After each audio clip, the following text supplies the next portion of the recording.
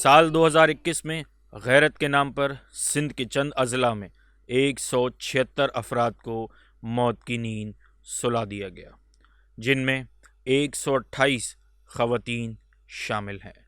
خوف کا عالم یہ کہ قتل کے 70% مقدمات درج ہوئے، لیکن وہ بھی سرکاری مدعیت میں۔ بالائی سندھ کے بعض اضلاع میں جنگل کا قانون رائج ہے۔ آج کے جدید دور میں بھی سیاہ کار، اغوا، قتل اور دیگر سنگین جرائم کے فیصلے سردار اور وڈیرے اپنی اوطاقوں پر کرتے ہیں۔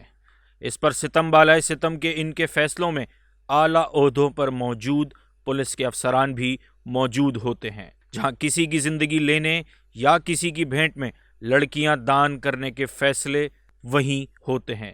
اس وحشیانہ نظام کو متوازی حکومت یا انصاف کا متوازی نظام کہا جائے تو بے جا نہ ہوگا۔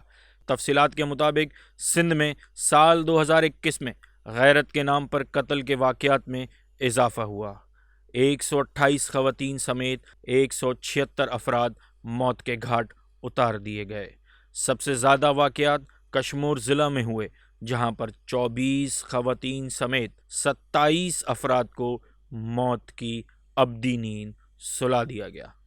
سندھ میں خواتین کے حقوق اور کاروکاری کی روک تھام کے لیے کام کرنے والی سماجی تنظیم سندھ سہائی آرگنائزیشن کی چیئرپرسن ڈاکٹر عائشہ حسن دھاریجو و دیگر نے پریس کانفرنس میں بتایا۔ عائشہ حسن دھاریجو کے مطابق سال 2021 میں غیرت کے نام پر قتل کے واقعات میں اضافہ دیکھا گیا۔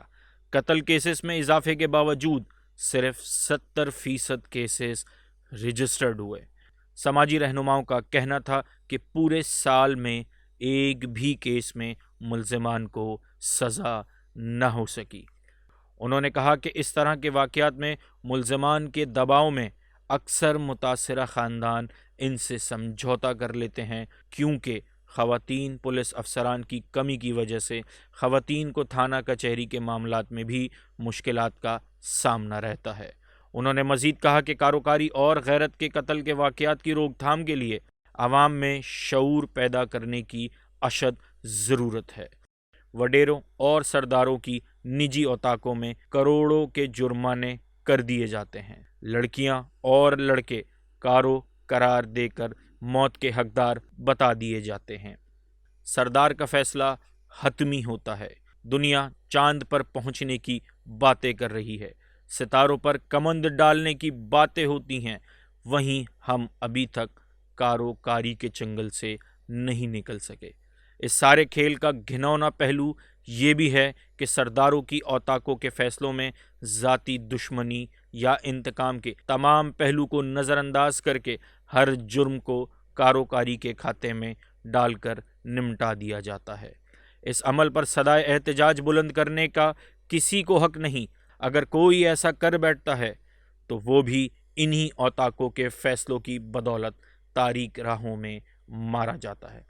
معاشرے کے ٹھیکیداروں، نظام و انصاف کے علمبرداروں اور حکمرانوں کے لیے یہ سارا عمل لمحہ فکریہ ہے۔ کیا نوجوانوں، بے قصور خواتین اور لڑکیوں کی بھینٹ دینے کا سلسلہ اسی طرح جاری رہے گا؟ کیا انسانی شعور اس تمام تلخ حقیقت کو برداشت کرنے کی سخت رکھتا ہے کہ جو جب چاہے کسی کی بھی جان لینے کا فیصلہ کر دے؟ ذرا سوچیے، اور ضرور سوچیے، کیونکہ ہم ایک آزاد اور مہذب معاشرے کا حصہ ہیں، اور کسی مہذب معاشرے میں متوازی حکومت یا متوازی نظام انصاف کا ہونا معاشرے کو وحشت کی طرف لے جاتا ہے۔